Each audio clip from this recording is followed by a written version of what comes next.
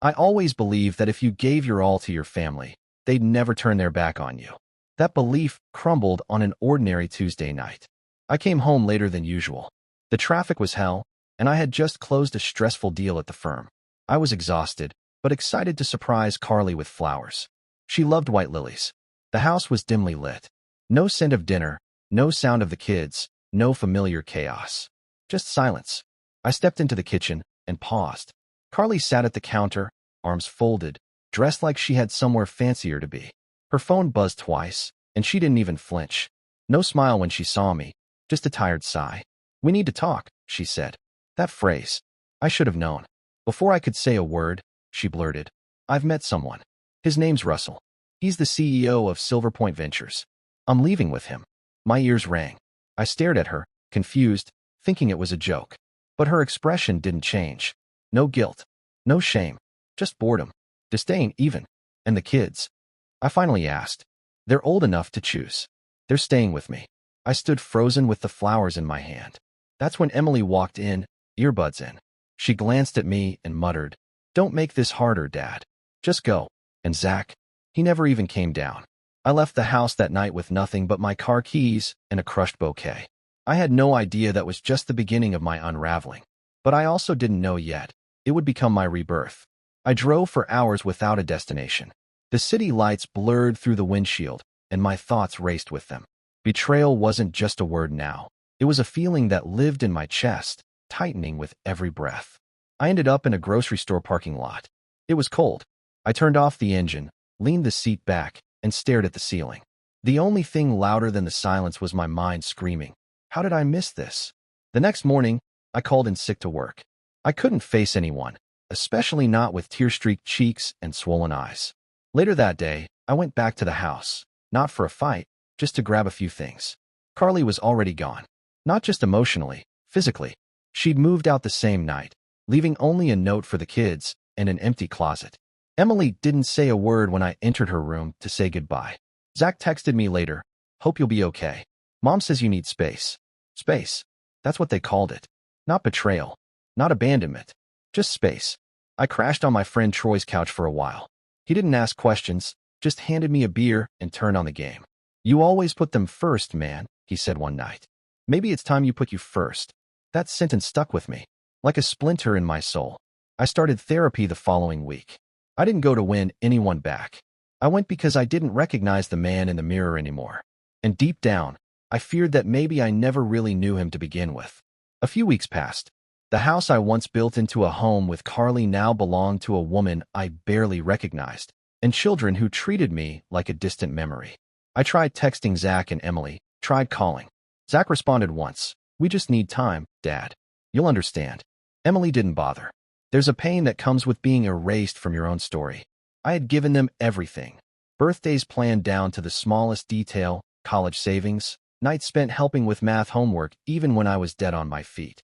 And in the end, I wasn't even worth a proper conversation. Carly made it look easy. On social media, she bloomed like a phoenix. Lavish trips, dinners at rooftop restaurants, clinking champagne glasses with Russell, the CEO. Their perfect couple photos made me sick. She'd finally found herself, her captions said. Meanwhile, I was sleeping in a spare bedroom in Troy's two-bedroom apartment, trying to hold myself together with scraps of dignity. Work became my distraction. I poured myself into it. Longer hours, more projects, better results. My boss noticed. Promotions came. So did the money. But at night, I still lay awake, wondering what I did to deserve such sudden exile from my own family. Therapy helped, slowly. I started journaling, meditating, even running. I lost weight, not from depression, but from fighting through it. Then, something changed. One evening, I got home late from work, opened my inbox, and found a message from an old college friend. Her name was Nina. We hadn't spoken in nearly a decade. She'd seen one of my recent posts, a rare one, where I was hiking alone in the hills. "Hey," she wrote, "you look free. You okay?" Free. That word hit me hard. I realized, maybe for the first time, that I was no longer a husband. No longer a father in any meaningful sense. I was just a man, with scars, yes, but also with options. Carly had moved on. Zach and Emily had chosen their side. Maybe it was time I chose mine. I sat with Nina's message for a while before replying. It was the first time in months that someone had reached out without needing something, without judgment, pity, or obligation. Just genuine curiosity. We started chatting. Slowly at first, memories of college days, shared jokes, nothing too personal. But over time, the conversations deepened. I told her everything. Carly, Russell, the kids, the silence that had replaced what used to be my family. Nina didn't give me empty sympathy. She just listened. Sometimes that's all a broken man needs. Not someone to fix him, but someone to see him. Around the same time, I moved out of Troy's apartment and into a small place of my own. Nothing fancy, just a one-bedroom on the edge of the city with peeling paint and a leaky faucet. But it was mine. I bought my own dishes, picked out my own couch, and for the first time in years, decorated a space just the way I liked it. I started cooking again, reading, getting into photography. Not for anyone else, just for me. Work continued to thrive. I landed a big contract that put me in front of senior executives. I wore my best suit, shook hands like a man who'd never been shattered, and left with an offer to join corporate leadership. Meanwhile, Carly's perfect Instagram life began to crack. The posts slowed. The smiles faded. One night, out of pure curiosity, or maybe something darker, I looked up Russell. Turns out, he'd been married when he met Carly. Divorced now, yes, but facing a lawsuit from his ex-wife over hidden assets. He'd also just been pushed out of his CEO position in a very public scandal. Carly, once so smug, now posted vague quotes about healing and lessons. I didn't feel triumphant. I didn't even feel angry. I felt nothing. And that was the most freeing feeling of all. Because healing isn't always loud. Sometimes it's quiet. Sometimes it's waking up, drinking coffee in your own kitchen, and not needing anyone's approval. I wasn't waiting for Carly to fall. I was already flying. I hadn't spoken to Carly in over a year when I got the text. It was from an unknown number. "Hey, Dad, can we talk?" It was Zach. For a second, my heart leapt. Maybe he missed me. Maybe he'd finally started to understand the silence I endured, the pain I never spoke about. We arranged to meet at a local diner, the kind we used to go to after his soccer games. I got there early, nervous but hopeful. When Zach walked in, he looked older, tired, but his eyes, those were still my son's. He sat down and skipped right past small talk. "Mom's not doing well," he said. "Russell left her. She's been a mess." I nodded, unsure where this was going. "And, I was wondering if you could help with some college expenses. Things are tight." There it was. Not a reconciliation. Not an apology. Just a transaction. My chest tightened, but I stayed calm. "You didn't reach out when I was sleeping on a friend's couch, Zach. You didn't text when I begged to see you. Why now?" He looked uncomfortable. I didn't know how to handle it back then. I sighed. "You made your choice. I respected it. But this isn't what family is." He stared at me, speechless. Maybe for the first time, he saw me not as the man who begged for crumbs of love, but as someone who had found his spine. A week later, Emily reached out too. Almost the same script. "Mom's depressed. We're struggling. Can we stay with you for a while?" I didn't reply. You see, the moment you learn to love yourself, you stop entertaining people who only return when they're empty. I wasn't a backup plan. Not anymore. Nina and I had been getting closer. She lived 2 states over, but our calls became nightly. She didn't care about what I'd lost. She cared about who I was becoming. And that man, he didn't need permission to say no. It was a rainy Thursday evening when I heard the knock. I wasn't expecting anyone. I had just made tea, wrapped myself in a blanket, and was scrolling through photos I'd taken that weekend on a hiking trail. Another knock. Firmer this time. I opened the door. And there she was, Carly. She looked nothing like the woman who once strutted around in heels and diamond earrings. Her makeup was smeared, her eyes sunken, her coat soaked through. She was shivering. "Can I come in?" she asked softly. I stood there for a moment, letting the weight of her presence settle. Then I stepped aside. Not out of love, not out of longing, but closure. She sat on the couch like a stranger, her fingers trembling as she held the mug of tea I handed her. "I was wrong," she finally whispered. "Russell was never who I thought he was. He used me, lied to me, left me when his money ran dry." I said nothing, just listened. I thought I was chasing freedom, but I ended up alone. I miss our life. I miss you. I took a deep breath, steady and controlled. You miss comfort. You miss security. You don't miss me. You miss the man who held your life together while you ripped it apart. Her eyes welled up. "I made a mistake. A huge one." I nodded. "Yes. And mistakes have consequences." She reached out, touched my hand. "Maybe we can try again. For the kids. I pulled my hand back gently. The kids chose their path. And so did you. I've built something new now. I won't destroy it trying to resurrect what died years ago. She began to cry. Real, guttural sobs. I let her. I didn't comfort her. I wasn't her husband anymore. I wasn't her emotional crutch. Eventually, she stood up and walked to the door. I guess this is goodbye. It was goodbye a long time ago, Carly, I said. You just didn't hear it then. When the door closed behind her, I didn't feel triumph. I felt peace. Because healing doesn't always mean fixing what's broken. Sometimes, it means walking away from the wreckage and building something stronger. And I had. Weeks passed after Carly's visit. I thought maybe that was the end of it. The final chapter in a story I never wanted to write. But then came the message. From Emily. It popped up late one night. Dad, Mom's falling apart. She needs help. We need help. Please, can we talk? There was that word again, we. As if she and Zach had suddenly remembered I existed. As if their silence over the past 2 years was just a blip. I stared at the message for what felt like hours. My thumb hovered over the keyboard more times than I can count. And in the end, I typed only one sentence. I'm not your safety net, Emily. I'm your father. And you chose to forget that. No reply. Just that little seen notification. The next morning, I blocked her number. It felt brutal, but it felt necessary. See, pain has a way of sharpening your perspective.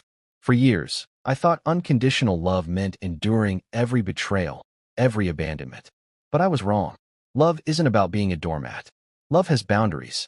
I had begged for scraps of connection. I had swallowed my pride, my dignity, even my identity just to stay in the picture. But the truth was, the frame was already shattered. I wasn't a father to them anymore. Not because I gave up, but because they never reached back when I reached out. And that kind of silence? It speaks louder than any words. Instead of mourning it, I poured that energy into something new. Something real. Nina came to visit for the first time that month. We spent the weekend walking the coast, drinking wine, laughing about things that had nothing to do with pain. It was simple, beautiful, and for once, I didn't feel broken. I felt present. I had spent so long trying to fix a past that was never mine to repair. But now, I was building something different, something I chose. And no one could take that from me. Nina left Sunday evening. She hugged me before stepping onto the train and whispered, "You're not the man they left behind anymore."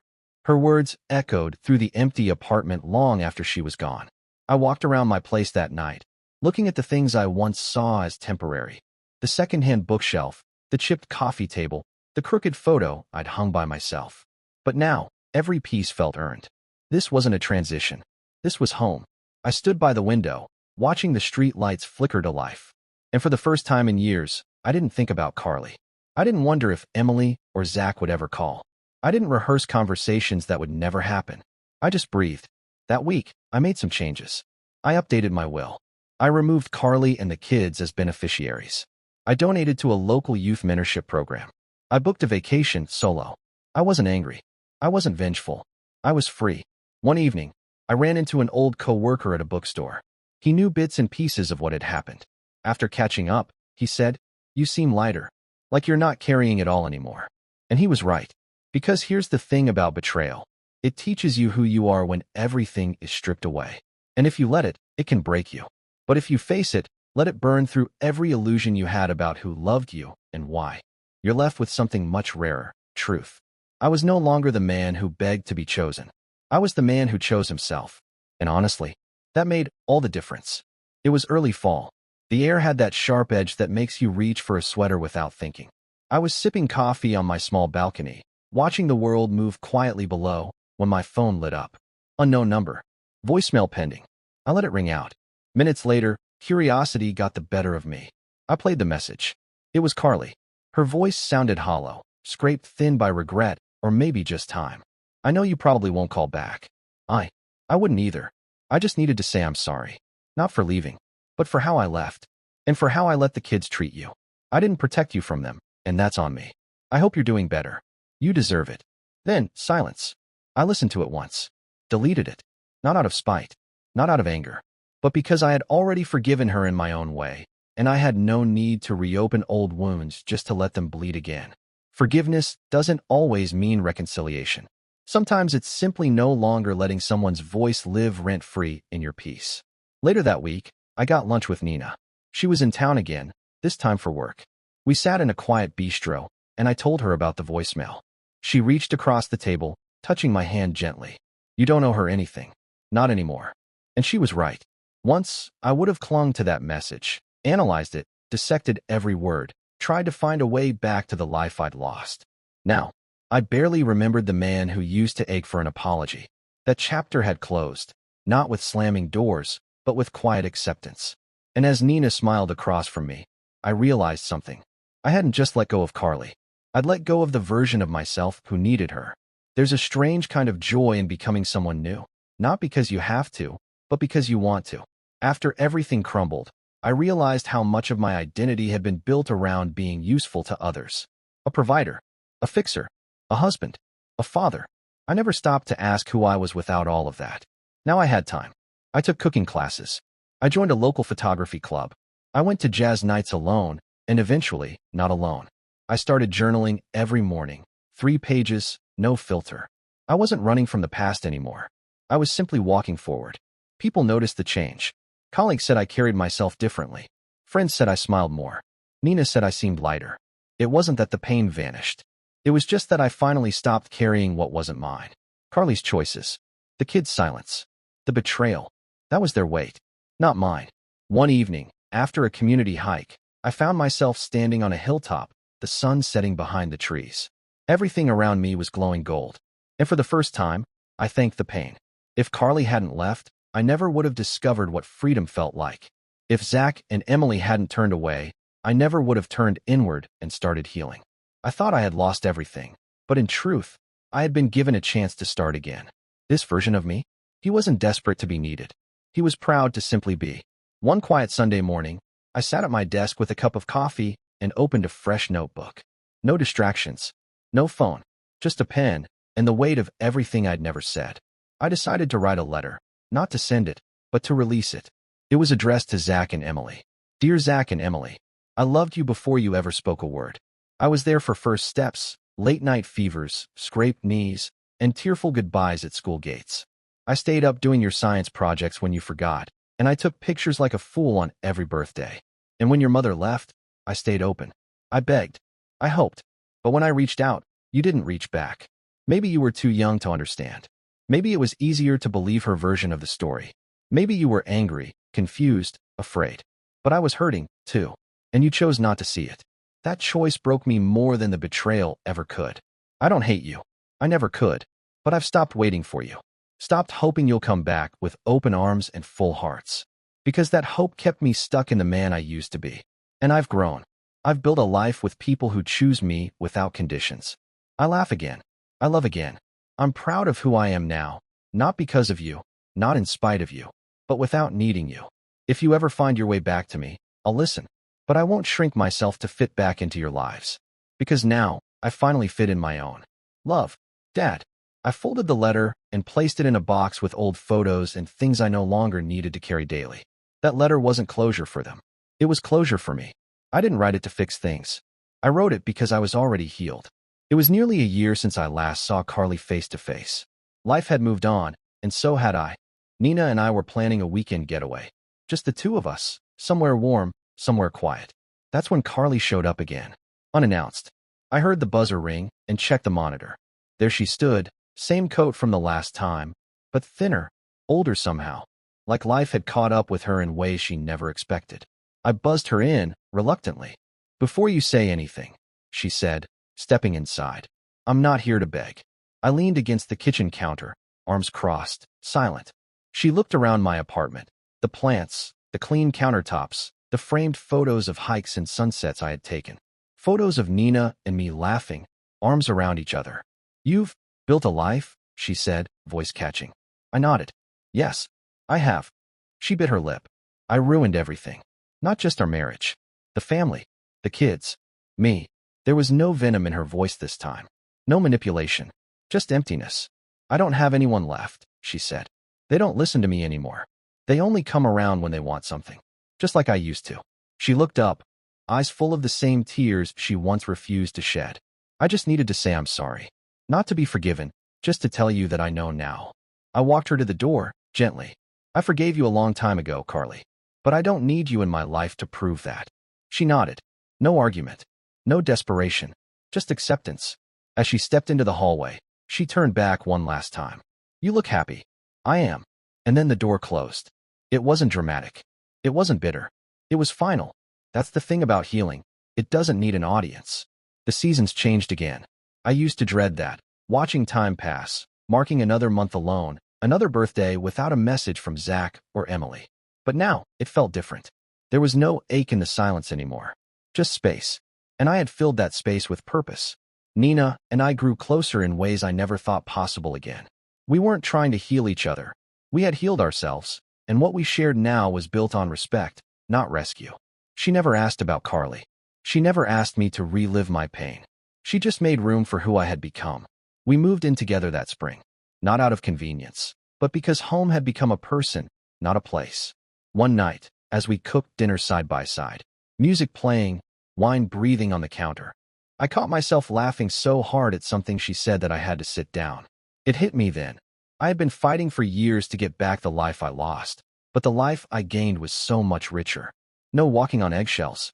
No desperate need to be appreciated. No guilt tripping. No silence as punishment. Just peace. I still hadn't heard from Zach or Emily, and maybe I never would, but I didn't carry their absence like a wound anymore. I had stopped bleeding. Instead of clinging to what should have been, I had made something new, something better. Some nights I still walked alone, headphones in, watching the city lights blur like stars. But now, I smiled when I passed the places where I used to cry. Because that man, the broken, desperate, grieving version of me, he made it. He crawled through hell, lost everything he thought defined him, and still found himself. And that was worth more than any apology that never came. It's strange how life brings you full circle, not to where you started, but to where you were always meant to be. Years ago, I was a man who gave everything and asked for nothing in return. I believed loyalty meant enduring whatever came, even if it broke me. I thought love was sacrifice without limits. I don't believe that anymore. Here's what I know now. Love without respect is manipulation. Family without empathy is just blood. And forgiveness doesn't always mean reunion. It means release. I was betrayed by the woman I vowed to grow old with, abandoned by the children I raised. And yet, in the ruins of that loss, I found the one person I had neglected for far too long. Myself. I am not bitter. I'm not angry. I no longer replay old conversations or imagine how things could have gone differently. Because life didn't end when Carly left. It began. I'm now in a relationship built on mutual respect. I wake up next to someone who sees me, not just what I can provide. I work a job I love. I travel. I photograph sunsets and climb mountains and host dinners where no one walks on eggshells. And if you're reading this, going through your own version of betrayal, abandonment, or loss, know this. You are allowed to walk away. You are allowed to stop chasing those who let you go. You are allowed to choose yourself, even if no one else does. Sometimes the people you love the most will fail you in the worst ways. And sometimes, that's what finally sets you free. Your value isn't defined by who stays. It's revealed by who you become when you're left standing alone.